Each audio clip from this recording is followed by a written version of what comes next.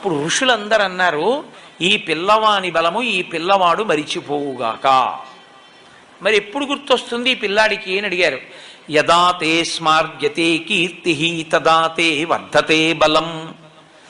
ఈ పిల్లవాని యొక్క బలాన్ని మళ్ళీ జ్ఞాపకం చెయ్యడం కోసమని ఏ మహాపురుషుడు ఏ కాలమునందు స్తోత్రం చేస్తాడో ఆ కాలమునందు జ్ఞాపకానికి వస్తుంది. అంటే ఇప్పటికీ హనుమ మరిచిపోయి ఉన్నారా తన బలాన్ని? మరిచిపోయి ఉంటే 100 యోజనములు ఎలా దాటారండి? హనుమ ఎప్పుడూ బలవంతులే. ఆయన శాపం ఎప్పుడు తీరిపోయిందో తెలుసా అండి? కిష్కింధకాండ చివరిలో తీరిపోయాయి.